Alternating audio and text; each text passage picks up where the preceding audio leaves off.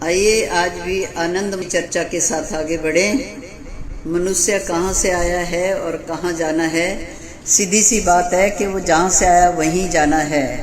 यह परमात्मा के काम से आया है और उसका वो कार्य करके वापस लौटकर उसी के पास जाना है।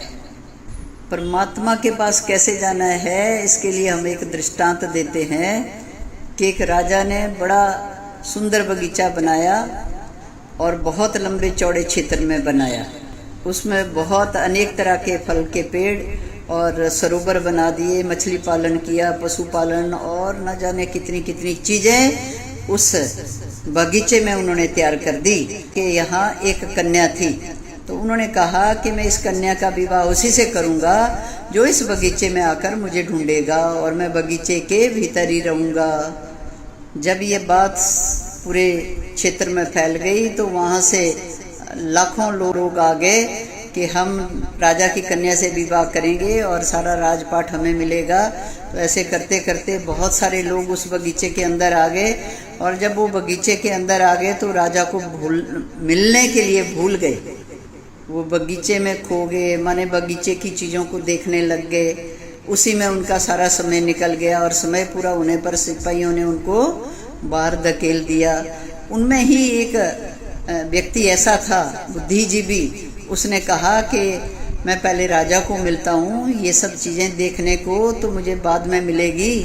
राजा को ढूंढता हूँ, पहले राजा मुझे मिल जाए, राजा की कन्या से मेरा विवाह हो जाए तो बगीचा तो मेरा ही हो जाएगा, फिर तो मैं इसको प्रतिदिन देखता रहूँगा।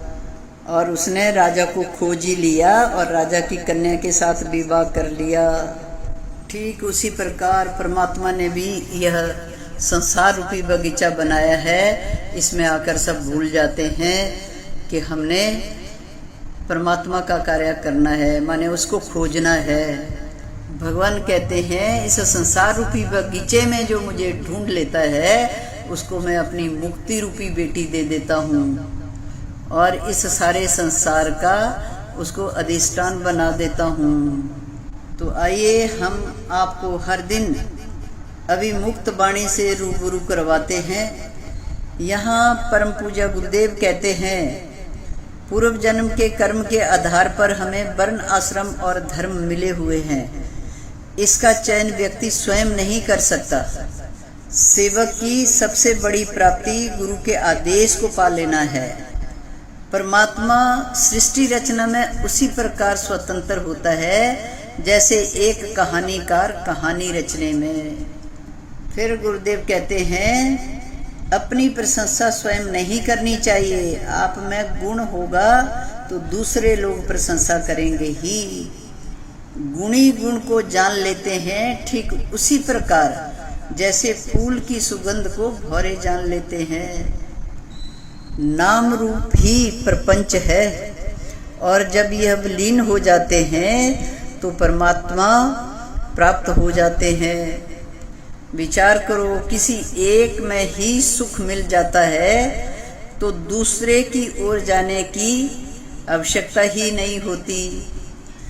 बहिर्मुखी प्रवृत्ति ही सभी समस्याओं का मूल है। जैसे मिट्टी से बना सब मिट्टी ही है, ऐसे ही परमात्मा से बना यह संसार भी सभी परमात्मा ही है। जितना आप इस वाणी को सुनेंगे, इन शब्दों को सुनेंगे, उतने ही आप अपने अंतःकरण की गहराइयों में उतरते जाएंगे। गुरुदेव आगे कहते हैं परमात्मा की सिद्धि के लिए संसार उसी प्रकार दिखाया गया है जैसे प्रकाश की सिद्धि के लिए अंधकार। जैसे पीलिया के समय सब कुछ पीला दिखता है, वैसे ही पाप के कारण हमें संसार दिखता है। याद रखना।